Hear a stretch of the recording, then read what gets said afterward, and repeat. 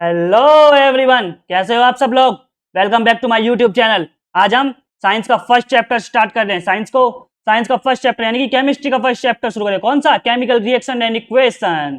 ठीक है, नया सेशन शुरू हो चुका है। सब आप 9th पास करके 10th में आ चुके हैं। तो आज से हम शुरू करेंगे एक सीरीज। कौन सी सीरीज शुरू करेंगे? हम शुरू करेंगे साइंस सीरीज। आज हम शुरू करेंगे केमिस्ट्री। मैंने आपको पूरी फिजिक्स पढ़ा चुका हूँ, सिर्फ एक चैप्टर रह चुका है फिजिक्स का। कौन सा? वो रह गया मैग्नेटिक इफेक्ट वाला, उसको हम बाद में करेंगे। मैंने आपको 3 चैप्टर्स यानी कि 3 चैप्टर आपको फिजिक्स के पढ़ा चुका हूँ मेरे यूट्यूब चैनल पर, आप उनको भी देख सकते हैं। तो चलिए आज शुरू करते हैं हम केमिस्ट्री का फर्स्ट चैप्टर यानी कि साइंस का फर्स्ट चैप्टर। कौन सा? Chemical reaction and equation. तो आप आर यू रेडी? आप सब तैयार हैं? तो चलिए स्टार्ट करते हैं। क्या फर्स्ट चैप्टर? तो सबसे पहले हम पढ़ेंगे केमिकल रिएक्शंस कि केमिकल रिएक्शंस होती क्या है। इस चैप्टर का पहला टॉप चैप्टर का नेम क्या है? Chemical reaction and equation. तो हम सबसे पहले जानेंगे केमिकल रिएक्शंस क्या होते हैं।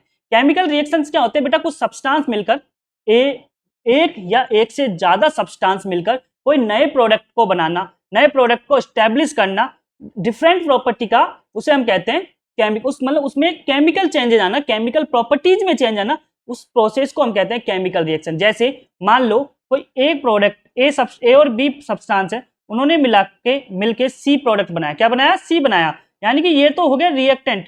जो इक्वेशन में जो मिलकर नया प्रोडक्ट बनाती है उन्हें कहते हैं रिएक्टेंट, और नया प्रोडक्ट बनता है उसे हम कहते हैं प्रोडक्ट। क्या बनता है? नया जो सब्सटेंस बनता है उसे हम कहते हैं प्रोडक्ट कहते हैं। क्या कहते हैं? और डिफरेंट एंटायरली डिफरेंट प्रॉपर्टी जो होता है, यानी कि जो ए और बी की जो प्रॉपर्टी उससे एंटायरली डिफरेंट यानी कि बिल्कुल अलग प्रॉपर्टी का वो नया सब्सटेंस बनता है, उसे हम कहते हैं प्रोडक्ट। और उसमें किस प्रॉपर्टी में चेंज आता है? केमिकल प्रॉपर्टीज में चेंज आता है। कौन सी प्रॉपर्टी में चेंज आता है बेटा? केमिकल प्रॉपर्टी में चेंज आता है। ठीक है, ये याद रखना कि कौन सी प्रॉपर्टी में चेंज आना चाहिए? केमिकल प्रॉपर्टीज में चेंज आना चाहिए। ठीक है, chemical reaction is a substance in which one or more substance react to form new substance with entirely different properties। मतलब एक या एक से ज्यादा सब्सटेंस मिलकर एक नया सब्सटेंस बनाती हैं, बिल्कुल एंटायरली डिफरेंट प्रॉपर्टीज का, यानी कि उनमें केमिकल चेंजेज होने के बाद, केमिकल प्रॉपर्टीज चेंज होने के बाद एक नया प्रोडक्ट बनता है, नया सब्सटेंस बनता है। जो किसमें होता है? केमिकल रिएक्शंस में होता है। ठीक है, रिएक्टिंग स्पेसीज यानी कि मॉलिक्यूल हो सकता है, एटम हो सकता है, आयरन हो सकता है, आर नोन एज रिएक्टेंट। जो मतलब रिएक्ट करते हैं, जो क्या करते हैं, जो सब्सटेंस आपस में रिएक्ट करते हैं उन्हें हम कहते हैं रिएक्टेंट। और जो नया रिएक्टेंट जो रिएक्शन होने के बाद, जो रिएक्ट करने के बाद जो नया सब्सटेंस बनता है उसे हम कहते हैं प्रोडक्ट। उसे हम क्या कहते हैं? प्रोडक्ट कहते हैं। ठीक है, जैसे मैग्नीशियम एंड ऑक्सीजन, ये दोनों क्या हो गए? ये क्या हो गए? ये दोनों आपस में रिएक्ट कर रहे हैं। क्या कर रहे हैं? दोनों रिएक्ट कर रहे हैं, इसलिए इन्हें कहते हैं रिएक्टेंट। इन्हें क्या कहते हैं? रिएक्टेंट। और रिएक्ट होने के बाद यानी कि रिएक्शन होने के बाद वो क्या बना? नया प्रोडक्ट बन गया, नया सब्सटेंस बन गया, उसे हम कहते हैं प्रोडक्ट। उसे हम क्या कहते हैं बेटा? प्रोडक्ट कहते हैं। समझ में आ गया?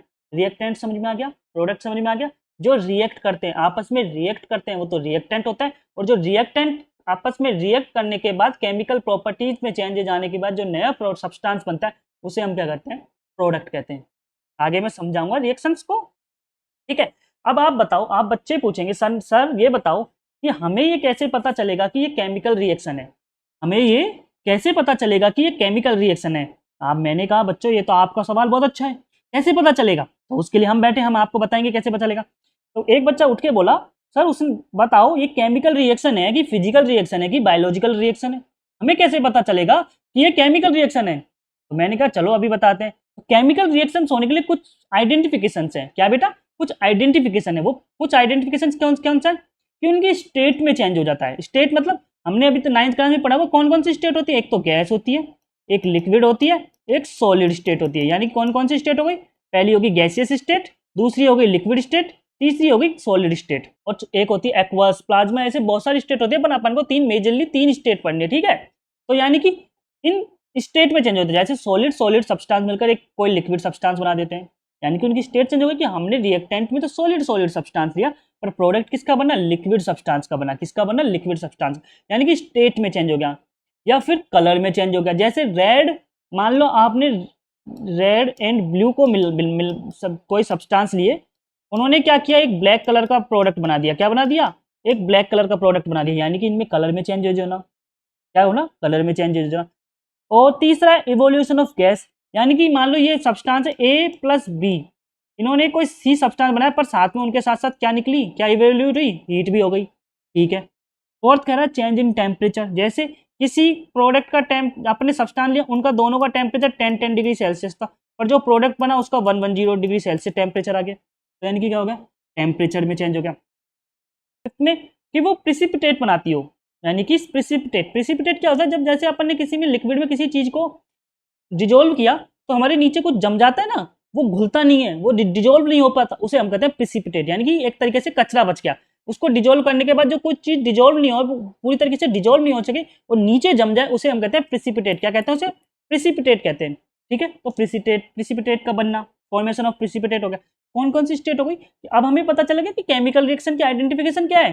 अब हमें पता चला कि केमिकल रिएक्शन की आइडेंटिफिकेशन क्या है, चेंज इन स्टेट हो गया, चेंज इन कलर हो गया, इवोल्यूशन ऑफ गैस हो गया, टेम्परेचर हो गया, कौन कौन से हो गए, चेंज इन स्टेट हो गया, कलर चेंज हो गया, टेम्परेचर में चेंज हो गया, फॉर्मेशन ऑफ प्रिसिपिटेट हो गया और हीट का इवोल्यूशन हो गया, ठीक है। अगले पे चलते हैं। अब आती है केमिकल इक्वेशन, क्या आ गई बेटा, केमिकल इक्वेशन आ गई। अब हम केमिकल इक्वेशन पढ़ेंगे। केमिकल इक्वेशन क्या होती है, जब देखो केमिकल रिएक्शंस में यदि हम सिंबल और उनके फॉर्मूलाज को यूज करते हैं, उसको कहते हैं हम केमिकल इक्वेशन कहते हैं। क्या कहते हैं, जो हम केमिकल रिएक्शंस लिख रहे थे, केमिकल रिएक्शन बना रहे थे, यदि उसमें हम उसके उनके सिंबल्स और उनके फॉर्मूले को यूज करेंगे तो वो चीज कहलाती है केमिकल इक्वेशन कहलाती है। क्या कहलाती है, इट्स कॉल्ड केमिकल इक्वेशन। देखो, the method of representing a chemical reaction with a help of symbol and formulas of substance involved, it is known as chemical reaction। यानी कि उसमें हम फॉर्मूला और रिएक्ट उसके सिंबल यूज करेंगे, इसके substance के और प्रोडक्ट के, तो वो क्या कहलाएगा, वो क्या कहलाएगा, केमिकल इक्वेशन कहलाएगा। जैसे देखो, जिंक प्लस सल्फ्यूरिक एसिड मिलकर क्या बन रहा है, जिंक सल्फेट एंड हाइड्रोजन बना रहे हैं। क्या बना रहे हैं, ये बना रहे हैं। इसको क्या कहते हैं, ये यूज किया हमने वर्ड लैंग्वेज में, वर्ड लिखे ना, तो इसको हम कहेंगे वर्ड इक्वेशन। इसको हम क्या कहेंगे, वर्ड इक्वेशन कहेंगे। क्या कहेंगे इसको, वर्ड इक्वेशन कहेंगे। यदि हम इसी के फॉर्मूलाज और इक्वेशन, जैसे जिंक का हमने क्या यूज कर लिया, Zn सिंबल, और H2SO4 यूज कर लिया सल्फ्यूरिक एसिड का। इसका सल्फ्यूरिक एसिड का हमने क्या यूज कर लिया बेटा, H2SO4, तो ये क्या आ गया, जिंक सल्फेट एंड हाइड्रोजन बन गया। तो यानी कि ये क्या हो गया, इसको क्या कहेंगे, केमिकल इक्वेशन कहेंगे। क्या कहेंगे, केमिकल इक्वेशन कहेंगे। क्यों कहेंगे, क्योंकि इसमें सिंबल एंड फॉर्मूला यूज हुआ है, फॉर्मूला यूज किया है हमने, ठीक है। अब देखो, इन दोनों ने आपस में रिएक्ट किया, इन दोनों ने आपस में क्या किया, रिएक्ट किया, तो ये क्या हो गए, रिएक्टेंट। और इन्होंने आपस में ये क्या, नया प्रोडक्ट बना, नया सब्सटेंस बना, उसे हम क्या कहते हैं, प्रोडक्ट। प्रोडक्ट यानी कि जो आपस में कंबाइन होते हैं, रिएक्ट करते हैं, उसे तो हम कहते हैं रिएक्टेंट। और जो नया सब्सटेंस बनता है उसे हम कहते हैं प्रोडक्ट, उसे हम क्या कहते हैं, प्रोडक्ट कहते हैं, ठीक है। अब हमसे पूछा कि भैया हमें ये बताओ कि केमिकल इक्वेशन को हम लिखते कैसे हैं, केमिकल इक्वेशन को हम लिखते कैसे हैं। तो सिंपल चीज है, मैं आपको सिंपल, इतनी सारी रामायण लिख रहा कि मैं उसमें सिंपल चीज बताता हूँ। देखो, जैसे A प्लस बी मिलके क्या बना रहे हैं, सी बना रहे हैं, और हीट निकल रही है। क्या निकल रही है, मान लो हीट निकल रही है, ठीक है।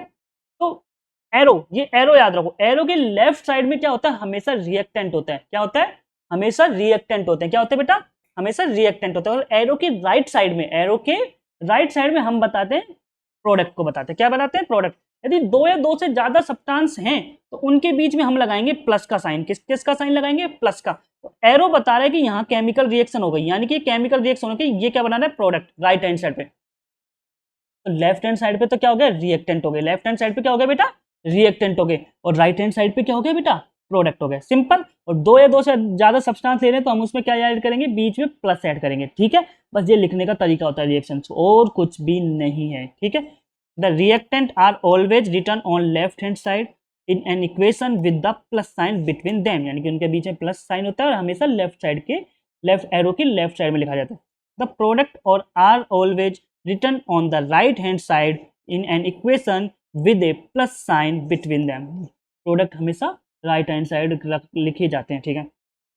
The arrow sign pointing toward the right hand side put reactant and product. वो एरो का साइन किधर की तरफ है, राइट हैंड साइड की, मतलब जो इधर जिधर की तरफ एरो है इसका मतलब ये क्या है, इधर प्रोडक्ट है, इधर की तरफ क्या है, प्रोडक्ट है, इधर की तरफ क्या है, प्रोडक्ट है। This arrow indicate that substance written on left hand side are combined to give the substance written on the right hand side, यानी कि ये एरो साइन दिखा रहा है कि जो लेफ्ट हैंड साइड पे उन सब्सटेंस ने मिलकर एक नया सब्सटेंस दिया है, इधर की तरफ राइट हैंड साइड पे। राइट हैंड साइड पे क्या दिया है, प्रोडक्ट दिया है। क्या दिया है, प्रोडक्ट दिया है, ठीक है।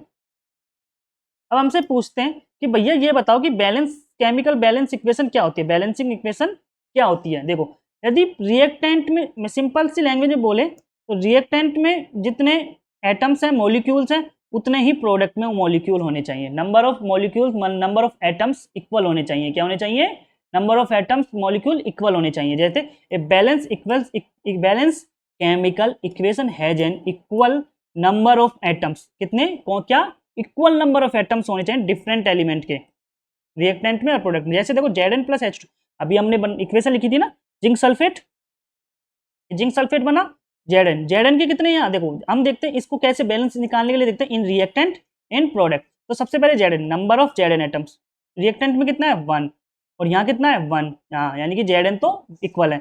नंबर ऑफ H एटम्स कितने, यहाँ 2 है, यहाँ भी 2 है, ठीक है भैया, यहाँ भी 2 और यहाँ भी 2 हो गया। नंबर ऑफ एस कितना 1, यहाँ भी 1, यानी रिएक्टेंट में भी 1 है और प्रोडक्ट में भी 1 है।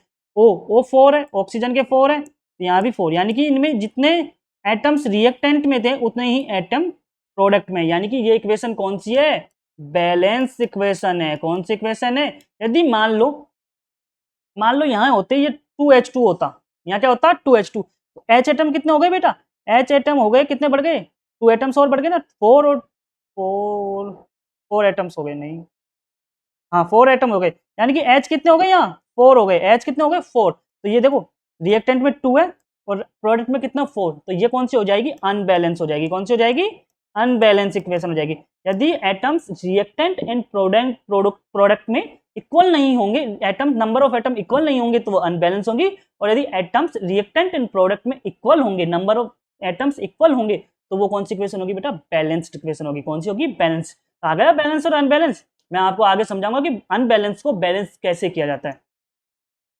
ये आ गया, चलो मैंने बोला और ये पेश हो गया भैया, हाजिर हो गया। ये तो अलादीन का जिन निकला, जैसे ही बोला वो तो निकल गया भैया। अब हमें इनको बैलेंस करेंगे कि मैं आपको सिखाऊंगा कि किस इक्वेशन को बैलेंस कैसे करते हैं।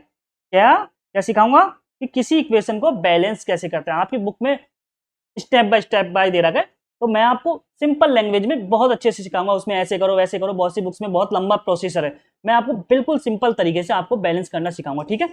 तो सबसे पहला तरीका होता है, पहली स्टेप होती है उनके आगे ब्रैकेट लगा दो। क्या लगा दो, जो हमें फॉर्मूला और सिंबल दे रखे हैं उनके आगे ब्रैकेट, ये हो गया फर्स्ट स्टेप। क्या हो गया, ये कौन सी हो गई बेटा, फर्स्ट स्टेप। उसके बाद सेकंड स्टेप है जो अभी अपन ने देखा कि नंबर ऑफ एटम्स लिखो रिएक्टेंट एंड प्रोडक्ट में, नंबर ऑफ एटम्स लिखो। जैसे ये रिएक्टेंट में और प्रोडक्ट में, ठीक। तो सबसे पहले लिखेंगे हम नंबर ऑफ एटम Fe के, इसके Fe के, यहाँ कितने Fe 1, यहाँ Fe 1 है और यहाँ कितने 3, यहाँ 3। मैं थोड़ी सी इंक चेंज कर लेता हूँ जिससे अलग अलग हो जाएगा तो थोड़ा समझ में भी अच्छा आएगा। बी, अब लिखते हैं number of atom of H। तीसरा कौन सा होगा, O, number of atom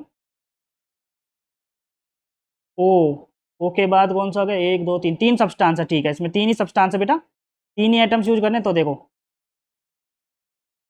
H कितने यहाँ 2, ठीक है, और यहाँ कितने 2, ये भी 2 हो गया, ठीक है। O कितने है बेटा, यहाँ O कितना है 1, ऑक्सीजन यहाँ कितना है 4, यानी कि देखो प्रोडक्ट और रिएक्टेंट दोनों इक्वल नहीं आ रहे, दोनों इक्वल नहीं आ रहे ना, यानी कि इसका मतलब क्या हो गया, ये अनबैलेंस इक्वेशन है। कौन सी इक्वेशन है, अनबैलेंस इक्वेशन है। तो इसको हम बैलेंस करना पड़ेगा। क्या करना पड़ेगा, बैलेंस करना पड़ेगा। तो सबसे पहले हम करते हैं, अब थर्ड स्टेप क्या हो गई कि हम इक्वल करते हैं। सबसे पहले हम Fe को इक्वल करते हैं। किसको इक्वल करते हैं, Fe को इक्वल करते हैं। देखो Fe यहाँ कितना है बेटा 1 और यहाँ कितना 3, तो हम क्या करते हैं 3Fe कर देते हैं। क्या कर देते हैं कि भैया हमने Fe को तो इक्वल किया, Fe को तो इक्वल किया, तो कितना हो गया Fe3O4 प्लस H2, यानी देखो यहाँ भी 3 हो गए और यहाँ भी 3 हो गए, यानी कि Fe तो क्या हो गया, इक्वल हो गया। Fe क्या हो गया, इक्वल हो गया। अगला देखो, अगला करते हैं हम जी, जब आप प्रैक्टिस कर लोगे तो आप सिर्फ एक लाइन में इस इक्वेशन को बैलेंस कर दोगे, एक लाइन में इस इक्वेशन को क्या कर दोगे, बैलेंस कर दोगे। पर अभी मैं आपको एक एक लाइन में सिखा रहा हूँ, ठीक है। इसको समझो, नहीं समझोगे तो मैं वापिस समझाऊँ। क्या, सबसे पहले क्या करेंगे, जो फॉर्मूला इक्वेशन दे रहे उस पर हम ब्रैकेट लगाएंगे, उसके ब्रैकेट लगाएंगे। उसके बाद हम देखेंगे कि रिएक्टेंट एंड प्रोडक्ट में एटम्स, नंबर ऑफ एटम्स कितने हैं, कि वो इक्वेशन बैलेंस है कि अनबैलेंस। अनबैलेंस है, ऑब्वियस सी बात है कि अनबैलेंस है, जिसे हमें बैलेंस करनी है, ठीक है। उसके बाद हम एक एक सब्सटेंस को लेंगे, एक एक सब्सटेंस को लेंगे, एक एक एलिमेंट को लेंगे, उसको इक्वल करेंगे। ठीक है, एफ ही कर दिया। अब हम करते हैं एच को। एच कितना है यहाँ 2, यहाँ भी 2, यानी कि भैया एच तो इक्वल है। चलो एच को छोड़ दें। अब हम करते हैं ओ को। ओ कितना है यहाँ 2, यहाँ सॉरी 1, यहाँ कितना है 4, यानी कि हम इसको 4 लगा देते हैं। यहाँ क्या लगा देते हैं 4। चलो अगली स्टेप में लिखते हैं इसको, इसको अगली स्टेप में लिखता हूँ मैं 3Fe प्लस, जो मैं अब लिख रहा हूँ उसको अलग इंक से लिखते हैं, जिससे क्या होगा 4 लिखा, 4 लिखा। उसके बाद दोबारा इंक चेंज करी 4H2O, ये क्या बन गया Fe3O4 प्लस H2। ठीक है, इसको भी मैं ब्लैक पेन से ही लिख देता हूँ, जिससे अपन को पता चले कि अपन ने क्या लिखा है। इरेजर, यानी कि यहाँ क्या लिखा था अपन ने 3। ठीक है, अब अगला देखते हैं अपन। चलो भैया ओ भी इक्वल हो गया O4, यहाँ भी O4, यानी Fe ऑक्सीजन और आयरन दोनों इक्वल हो गए। अब H2 देखो, H हाइड्रोजन, यहाँ 2 है और यहाँ कितने हो गए 4 × 2 8, यानी कि भैया अलग हो गया ये।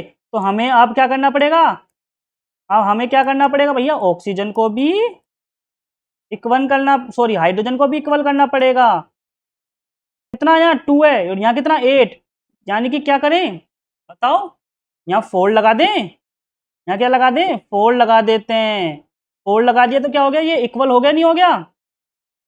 अब ये इक्वेशन बैलेंस है, अब ये इक्वेशन बैलेंस है। देखो अब मैं यहाँ ब्रैकेट में लिखता हूँ Fe के कितने हैं यहाँ 3, यहाँ कितने हैं 3, हाइड्रोजन के 4 2 जा 8, रिएक्टेंट में कितने 8, यहाँ कितना हो गया 4 2 जा 8 8, ऑक्सीजन के कितने हो गए 4, यहाँ कितने हैं 4। तो यानी कि आप देखो प्रोडक्ट और रिएक्टेंट के एटम्स इक्वल हुए नहीं हुए, product and sorry substance reactant के एटम्स इक्वल हुए नहीं हुए, हो गए ना, हो गए। तो हमारी इक्वेशन भी क्या हो गई है, इस इक्वेशन को हम क्या कहेंगे, बैलेंस्ड इक्वेशन कहेंगे। कौन सी इक्वेशन कहेंगे, बैलेंस्ड इक्वेशन कहेंगे। कौन सी इक्वेशन कहेंगे, बैलेंस्ड इक्वेशन कहेंगे। आ गया समझ में कि कैसे किसी अनबैलेंस केमिकल इक्वेशन को बैलेंस कैसे करते हैं। ठीक है, तो सबसे पहले ब्रैकेट लगाएंगे, उसके बाद हम ये देखेंगे कि रिएक्टेंट एंड प्रोडक्ट में नंबर ऑफ एटम्स कितने प्रेजेंट है, नंबर ऑफ एटम कितने प्रेजेंट है। फिर स्टेप बाय स्टेप एक एक मॉलिक्यूल को, एक एक सब्सटेंस को, एक एक सिंबल को लेके हम क्या करेंगे, उनको बैलेंस करेंगे, उनको इक्वल करेंगे, उनके नंबर ऑफ एटम्स को क्या करेंगे, इक्वल करेंगे। उसके बाद लास्ट में जब सब रिएक्टेंट और प्रोडक्ट इक्वल हो जाएंगे, इसका मतलब वो क्या हो गया, वो इक्वेशन कौन सी हो गई, बैलेंस इक्वेशन हो गई। कौन सी इक्वेशन हो गई, बैलेंस इक्वेशन हो गई। ठीक है, आ गया समझ में। अगला, अब कुछ टर्म्स हैं बेटा, आपका सिलेबस रिड्यूस होने के चक्कर में कुछ इंपॉर्टेंट टर्म्स क्या कर दी, मिस कर दी। क्या कर दी, कुछ इंपॉर्टेंट टर्म्स आपके बुक से डिक्रीज कर दी। पर वो केमिकल इक्वेशन को बैलेंस करने या कुछ पढ़ने के लिए आपको केमिकल इक्वेशन आगे इस चैप्टर में और भी चीज़ें आएंगी, उनको उनको समझने के लिए आपको ये चीज़ इंपॉर्टेंट टर्म्स आनी चाहिए। तो आप सोचोगे, आप वीडियो देखोगे तो सर ये बुक में तो है ही नहीं, ये बुक में है ही नहीं, पर आप सर पता नहीं क्या एक्स्ट्रा चीज़ पढ़ा रहे हैं वीडियो बनाने के चक्कर में, थोड़ा कंटेंट लाने के चक्कर में सर हमें एक्स्ट्रा पढ़ा रहे हैं जो चीज़ हमें ज़रूरी नहीं है। पर नहीं बेटा, ये चीज़ आपको आनी चाहिए। आपको इस चैप्टर में केमिस्ट्री मतलब आ गई, इस चैप्टर में अगले चैप्टर में पढ़ोगे तो ये चीज़ें आनी चाहिए। इसके लिए मैं आपको थोड़ा सा हल्का सा इसको एक्सप्लेन कर रहा हूँ कि इंपॉर्टेंट टर्म्स क्या है। तो किसी भी केमिकल इक्वेशन को थोड़ी इन्फॉर्मेटिव, यानी कि थोड़ी सी अच्छी तरीके से इन्फॉर्मेटिव और इन्फॉर्मेशन हमारी उसमें से निकल के आए, उसको लिखने के लिए हमें कुछ चीज़ों की जरूरत होती है। कौन सी, कि उनकी फिजिकल स्टेट को हमें रिएक्टेंट और प्रोडक्ट की लिखनी चाहिए कि वो कौन सी स्टेट में। दूसरा, हीट चेंज का हमें बताना चाहिए कि भैया इसमें हीट चेंज हुई है, हीट निकली है कि हीट इवॉल्व हुई है कि हीट अब्जॉर्व करिए। ठीक है, इंडिकेट द कंडीशन कि उनकी रिएक्शन एंड किस कंडीशन में, कौन सी कंडीशन में ये केमिकल रिएक्शन हुई है। 3 चीज़ हो गई, उनकी स्टेट हो गई, उनकी हीट हो गई और कौन सी कंडीशन में। तो मैं आपको एक 1 बाय 1 आपको समझाता हूँ। सबसे पहले आइए बेटा, indicate the physical state of reactant and product, यानी कि हमें ये बताना है कि उनकी फिजिकल स्टेट क्या है। ठीक है, तो देखो 4 स्टेट होती है फिजिकल, मैंने आपको बताया था कौन कौन सी, सॉलिड हो गई, लिक्विड हो गई, गैस हो गई और एक एक्वस होता है। एक्वस क्या होता है बेटा, जब किसी सॉल्यूशन को वाटर से बनाया जाता है, नहीं वाटर में डिजोल्व करके बनाया जाता है, उसे हम कहते हैं एक्वस सॉल्यूशन। कौन सा कहते हैं, एक्वस सॉल्यूशन।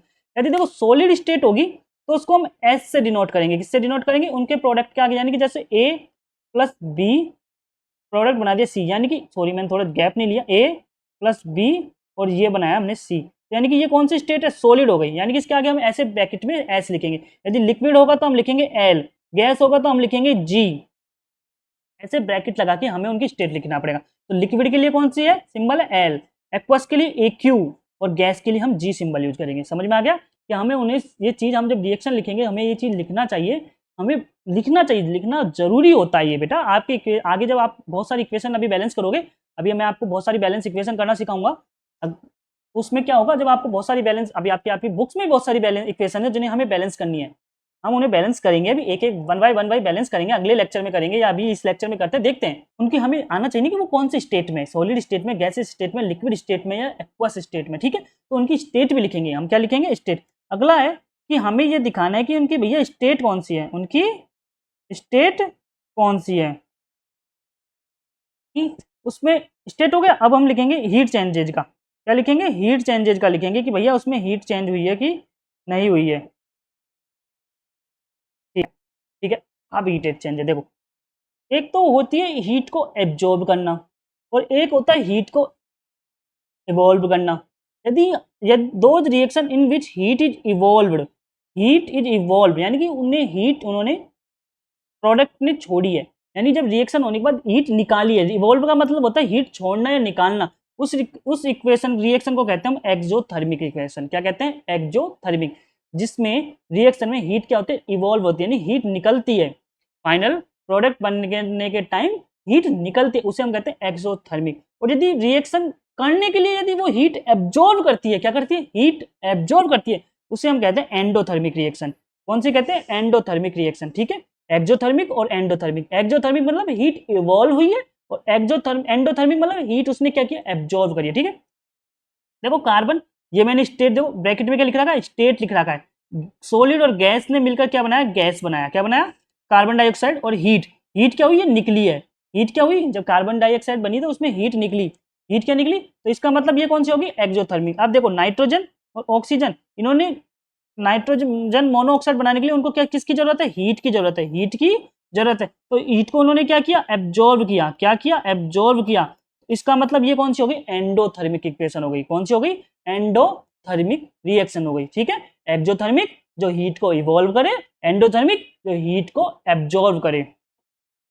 अगला अगला है indicate the condition under which reaction take place, कि भैया ये बताओ कि ये रिएक्शन कौन सी कंडीशन में हुई है। कौन सी कंडीशन, देखो यदि किसी हीट रिक्वायर्ड, यदि हमें मतलब उसको एक रिएक्शन को करने के लिए हीट देनी पड़ी, उस रिएक्शन को करने के लिए हमें हीट देनी पड़ी, वो एंडोथर्मिक को यहाँ हीट से कंपेयर मत कर देना। एंडोथर्मिक में उसने ऑटोमेटिक हीट एब्जॉर्ब करी, एनवायरनमेंट से ऑटोमेटिकली उसने हीट एब्जॉर्ब करी। ठीक है, यहाँ हमने उस रिएक्शन को स्टार्ट करने के लिए क्या दिया, हीट दी। क्या करने, स्टार्ट करने के लिए क्या दी, हीट दी। तो हीट को हम एरो के ऊपर क्या करेंगे, उसको इंडिकेट करेंगे, एरो के ऊपर हम ऐसे डेल्टा का साइन बना देंगे। किसका साइन बना देंगे, डेल्टा का। डेल्टा मतलब ट्राइंगल का साइन बना देंगे, इसे हम क्या कहते हैं, डेल्टा कहते हैं। हम साइंस की लैंग्वेज में इसको क्या कहते हैं बेटा, ट्राइंगल को डेल्टा कहते हैं। क्या कहते हैं, डेल्टा। और डेल्टा क्या डिनोट करता है कि हीट, इस केमिकल रिएक्शन में क्या यूज है, हीट। यदि मान लो इस रिएक्शन में हीट के साथ साथ एक कैटलिस्ट यूज हुआ है, कैटलिस्ट मतलब कुछ अलग से एक्स्ट्रा चीज डाली है, कैटलिस्ट, उस कैटलिस्ट को हम एरो के नीचे लिखेंगे। कहाँ लिखेंगे, एरो के नीचे लिखेंगे। ठीक है, तो यानी कि हीट को तो हम लिखेंगे एरो के ऊपर, हीट को या तो हीट लिख दीजिए या डेल्टा का साइन, या आप यहाँ हीट भी लिख सकते हैं। क्या लिख सकते हैं, हीट भी लिख सकते हैं यहाँ पर। आप यदि डेल्टा का साइन लगाओगे तो आपको ये, इससे आप क्या दिखेगा, इंप्रेशन बनेगा, केमिकल इक्वेशन थोड़ी इंफॉर्मेटिव बनेगी। और आप यदि मान लो कोई एग्जामिनर आपकी कॉपी चेक कर रहा है, वो देखेगा हाई उसने डेल्टा का साइन लगा, इसका मतलब उसको नॉलेज है, उस बच्चे को क्या है, नॉलेज है। ठीक है, तो आज के लिए बेटा इतना ही काफी है, बाकी का हम अगले लेक्चर में पढ़ेंगे। किसमें पढ़ेंगे, अगले वीडियो में पढ़ेंगे। अच्छा लगे तो बेटा लाइक करें, सब्सक्राइब करें, कमेंट करें। ठीक है, थैंक यू।